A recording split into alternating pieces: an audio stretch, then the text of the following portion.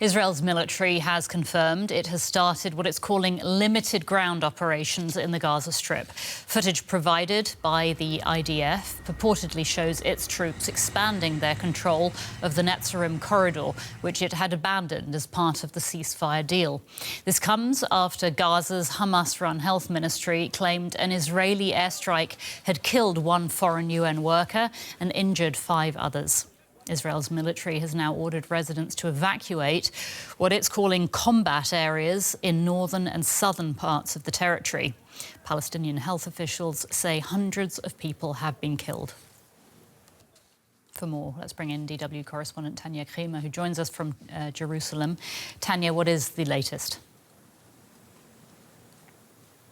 Well, we're hearing from the Israeli military, as you said, that what they call described as targeted ground activities. They released a statement earlier this evening. Now, we have to understand the Israeli military never fully withdrew from the Gaza Strip, but they stayed around the Gaza Strip in those buffer zones, and now they're saying they're moving back into the Netzarim Corridor, which was basically a corridor that was created by the Israeli military during the war and that separates northern Gaza from southern Gaza. So we are also hearing reports now there from people there on the ground that a movement between the two territories has become very difficult or has even stopped. We have no confirmation on that, but basically this is a move to control the movement of people and also allows the military to move back into northern and southern Gaza very easily.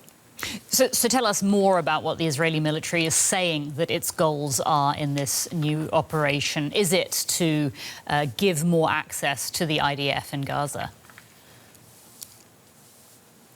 Well, I mean, you have to see this in a wider strategy. It's a political strategy, and that was laid out by Prime Minister Benjamin Netanyahu last night. He said this is only the beginning, and he says any negotiations now, indirect negotiations, of course, with Hamas through the mediators, will now happen under fire after this surprise attack that started on Monday night. And we are hearing here from Israeli officials that they think this will be a gradual increase of military power in Gaza, with airstrikes now, with these pinpointed ground or tactical maneuvers as we see at the moment. Now, this is, of course, very deadly for the civilian population. As you mentioned, we've seen hundreds of killed Palestinians there, hundreds of people were injured, and that comes, of course, after 15 months of war. Many have returned also from southern to northern Gaza, living there on the rubble of their former destroyed homes. And this also comes, of course, that after Israel has cut off aid and closed its crossings to pressure Hamas into accepting another framework or to extend the first phase of this ceasefire that has now been ended. We've seen growing anti-government protests inside Israel. Is the government acknowledging these protests in any way?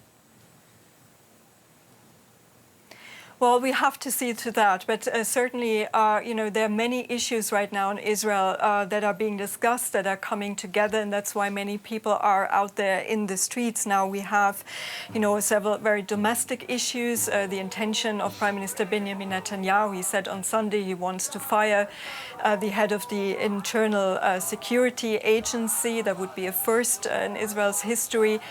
People are very at unease about, his interference in those government institutions. Then many have said all of this is also a political move, what we're seeing right now in Gaza, to bring back in his far-right minister, Itamar Ben-Gvir, who left over the ceasefire deal in January. He's now back in the government, and other far-right members had threatened to topple the government if it goes into the second phase of this ceasefire and hostage release deal. But then there's a great deal of anger among Israelis consistently over recent months. We've seen polls and surveys saying that Israelis want to see a hostage deal to succeed and to bring the remaining 59 hostages that are held in Gaza back home, and people have said we can deal with Hamas later, bring back home those people, and this has become much more urgent even because some of the now former hostages that were released in recent weeks, they have talked about the conditions. They've also said any government action has usually impacted on their conditions in captivity. There were beatings and abuse.